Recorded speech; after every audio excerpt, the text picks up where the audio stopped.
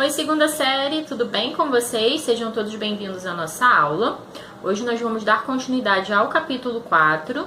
Então, eu vou pedir que vocês abram a apostila de vocês na página 16, tá? Bem, antes disso, eu vou comentar com vocês, né, a questão que eu deixei como dever de casa.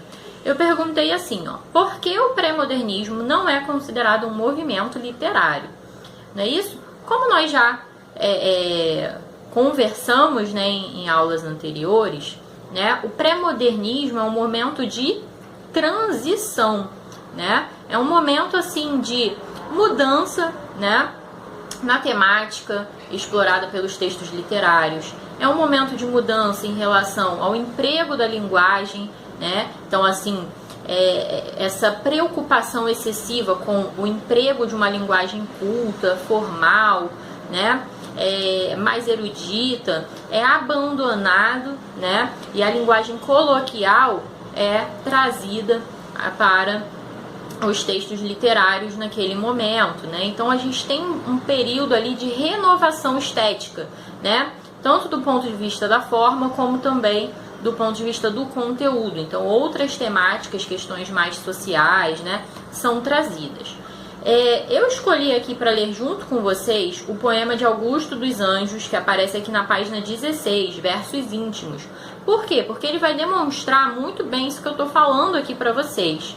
Ó, voltando aqui um pouquinho, aqui em negrito, né, na primeira coluna da página 16, a gente tem aqui, ó, Augusto dos Anjos.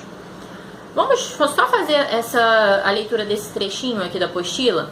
Ó, o poeta Augusto dos Anjos possui influência estética parnasiana e simbolista, mas apresenta em seus poemas inovações na escrita que possibilitam classificá-lo como pré-modernista.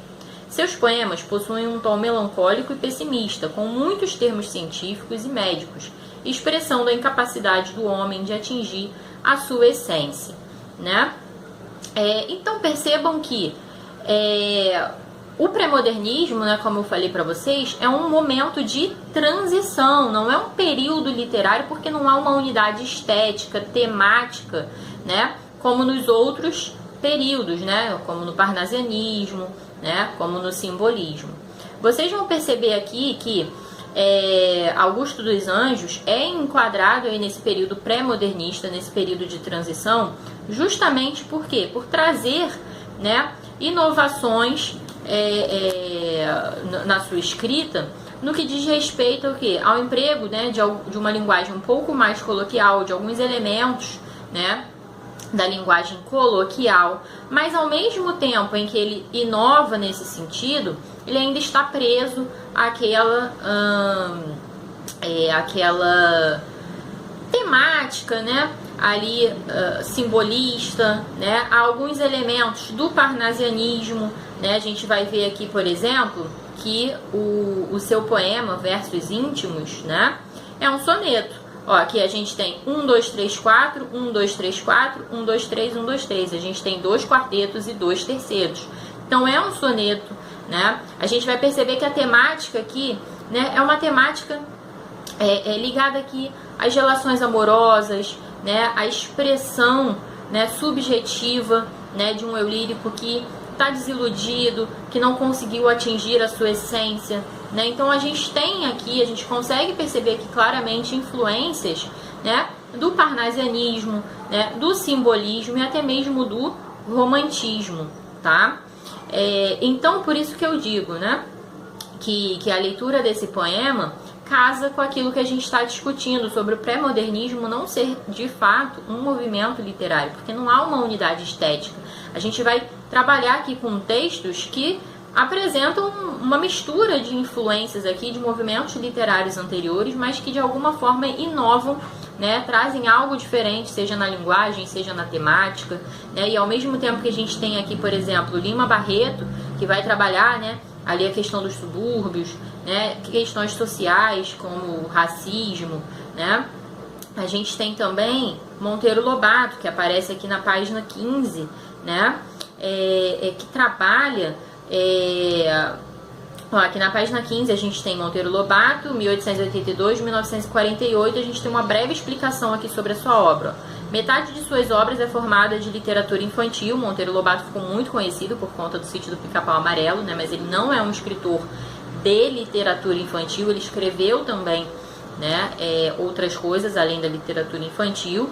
Destaca-se pelo caráter nacionalista e social. O universo retratado em suas obras são os vilarejos decadentes e a população do Vale do Paraíba quando na crise do café.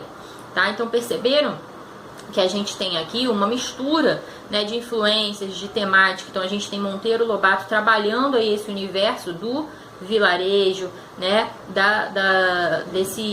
dessa decadência, né, de uma elite, né, que se formou a partir do café, né, do ciclo do café aqui no Brasil. A gente vai ter Lima Barreto, né, com o pé na porta aí, entrando com muitas questões sociais de valor importantíssimo, né? E a gente tem aqui, ao mesmo tempo, Augusto dos Anjos ainda pegado aquele sentimentalismo exacerbado, típico da estética romântica, né? A esse conflito existencial, típico do simbolismo, né? Aos sonetos, a uma forma mais fixa, né? Que remete um pouco ali também a uma influência parnasiana.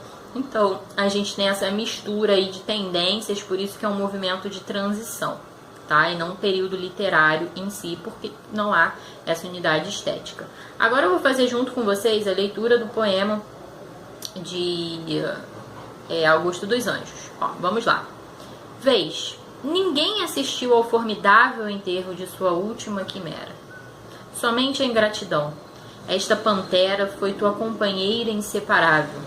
Acostuma-te à lama que te espera. O homem que nesta terra miserável mora entre feras sente inevitável necessidade de também ser fera. Toma um fósforo, acende teu cigarro. O beijo amigo, é a véspera do escarro. A mão que afaga é a mesma que apedreja. Se alguém causa ainda pena a tua chaga, apedreja essa mão vil que te afaga. Escarra nessa boca que te beija.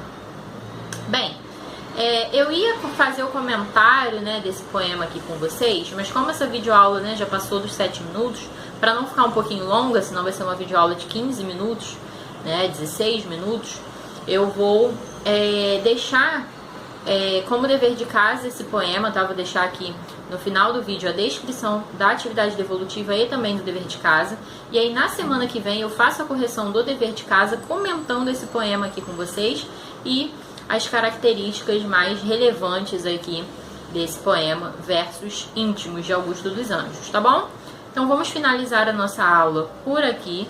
Um beijo para vocês e até a próxima. Tchau!